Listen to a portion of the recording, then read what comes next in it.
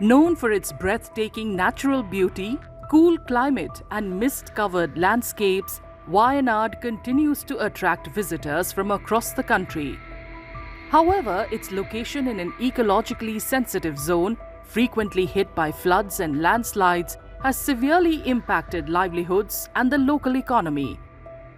Ahead of this year's assembly elections, stakeholders in the tourism industry are calling for a focused roadmap on tourism, agriculture, and basic infrastructure to revive the district's economy after successive natural disasters. 2018 ഒരു മഹാപ്രളയം വയനാടിനെ സാരമായി ബാധിച്ചു. അതിനുശേഷം 2019 പ്രളയം, 2020 Covid, അതിനുശേഷം ഉണ്ടായ മുണ്ടക്കൈ ചൂരൽമല ഉരുൾ ദുരന്തം, ഇതെല്ലാം ടൂറിസം മേഖലയെ സാരമായി ബാധിച്ചിരിക്കുകയാണ്. അപ്പോൾ അവിടുന്ന് ഒരു പുനർജീവനം ആവശ്യമുണ്ട്. ഇതിലേക്ക് ആളുകളെ, ഇവിടുത്തെ ടൂറിസം മേഖലയെ എത്തിക്കാൻ വേണ്ടി സർക്കാരുകൾ ശരിക്കും ഉണർന്നു പ്രവർത്തിക്കേണ്ട സമയമാണ്. ടൂറിസം മേഖല വളരുന്നതോടു കൂടിയാണ് വയനാടിന്റെ വികസനം സാധ്യമാവുക. 3 നിയോജകമണ്ഡലത്തിലും മത്സരിക്കുന്ന സ്ഥാനാർത്ഥികളോട് ഞങ്ങൾക്ക് പറയാനുള്ളത്, നിങ്ങൾ ടൂറിസം, കൃഷി, ഇവിടുത്തെ അടിസ്ഥാന ജനവിഭാഗത്തിന്റെ പ്രശ്നങ്ങളിൽ ഊന്നിയുള്ള വികസന അജണ്ട മുന്നോട്ട് വെക്കണം. രാഷ്ട്രീയം നമുക്ക് പിന്നെ ചർച്ച ചെയ്യാം എന്നാണ് അഭ്യർത്ഥിക്കാനുള്ളത്.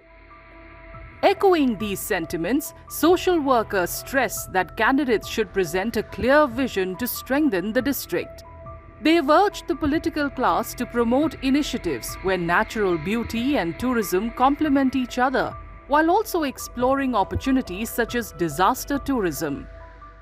നാച്ചുറൽ ബ്യൂട്ടിയോട് കൂടെ തന്നെ വെള്ളച്ചാട്ടങ്ങളും കാലാവസ്ഥയും ഒക്കെ ഉള്ള അതിനോട് കൂടെ തന്നെ ഇവിടെ നമുക്ക് മറ്റ് നല്ല ടൂറിസം പോയിന്റുകൾ, ആ പോയിന്റുകളിലേക്ക് തന്നെ ഇപ്പോ മൃഗശാല, അതേപോലെ തന്നെ പിന്നെ സ്റ്റാറ്റ്യൂ, അതേപോലെ തന്നെ നല്ല ഈ വയനാടിൻ്റെതായ ഒരു പ്രത്യേക സിമ്പൽ തുടങ്ങിയ കുറെ കാര്യങ്ങൾ ഒരുക്കിയെടുത്തുകൊണ്ട് മികച്ച രീതിയിൽ വയനാടിനെ ഒരു ടൂറിസം ഡിസ്ട്രിക്റ്റ് ആക്കി മാറ്റി. അത് തന്നെയാണ് വയനാട് ജനതയുടെ ഭാവി വികസനത്തിലേക്ക് ഏറ്റവും വലിയ ഊന്നൽ എന്ന് പറയുന്നതും ടൂറിസം മേഖല തന്നെയാണ്. അതുകൊണ്ട് ടൂറിസത്തെ വികസിപ്പിക്കുന്ന രീതിയിലായിരിക്കണം ഇനി പോകുന്ന കാഴ്ചപ്പാടുകൾ ഉയർന്നു വരേണ്ടത് എന്നുള്ളതാണ് പറയാൻ. ഏറ്റവും വലിയ കേരളത്തിലെ തന്നെ, ഇന്ത്യയിൽ തന്നെ അറിയപ്പെടുന്ന ഒരു ടൂറിസ്റ്റ് ഡെസ്റ്റിനേഷൻ ആക്കി മാറ്റാൻ വയനാട് ജില്ലയിലെ എല്ലാവിധ വിഭവങ്ങളും പ്രകൃതി അതിനുവേണ്ടി കനിഞ്ഞു വെച്ചിരിക്കുകയാണ്.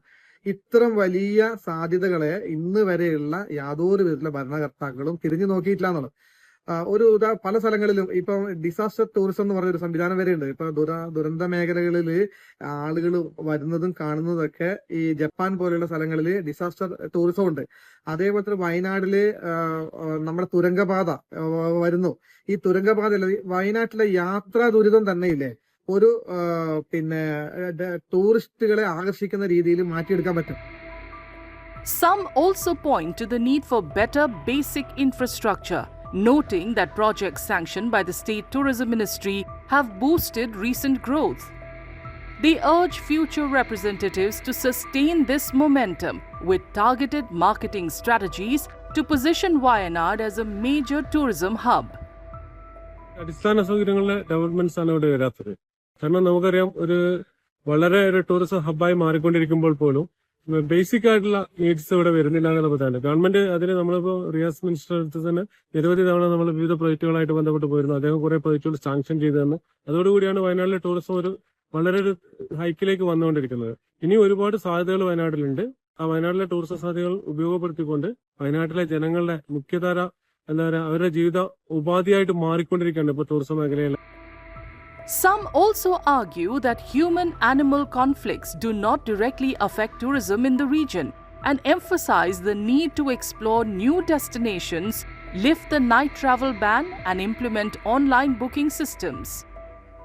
മാൻ-ആനിമൽ കോൺഫ്ലിക്റ്റും ടൂറിസവുമായിട്ട് ഡയറക്റ്റ് ഇമ്പാക്റ്റ് ഒന്നുമില്ല. അതിന്റെ സൈഡായിട്ട് വരുന്നൊരു സാധനം മീഡിയാസിൽ അല്ലെങ്കിൽ എക്സാജറേറ്റഡ് സ്റ്റോറീസ് വന്നു കഴിഞ്ഞാൽ അന്നേരം ചില സമയത്തുള്ള ചോദ്യം വരും, അവിടെ നമുക്ക് വരാൻ സേഫ് ആണോ?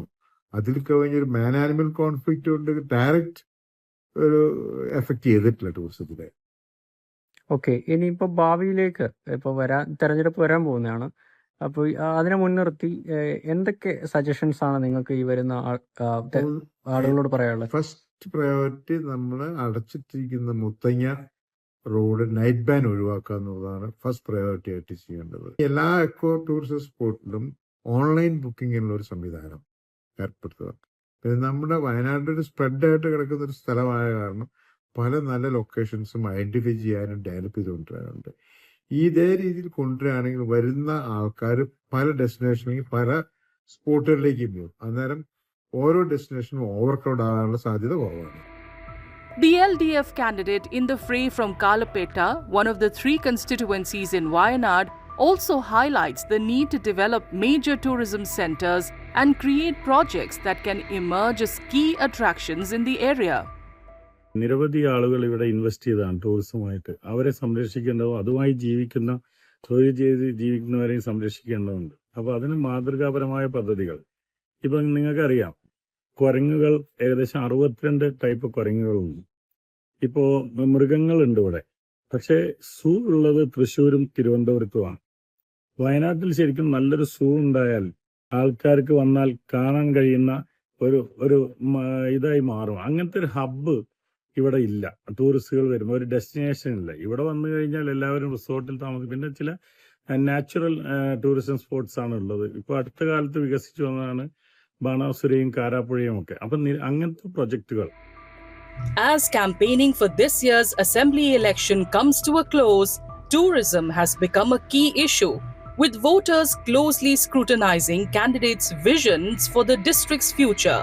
Kerala will vote in a single-phase election on April 9th, with results scheduled to be announced on May 4th.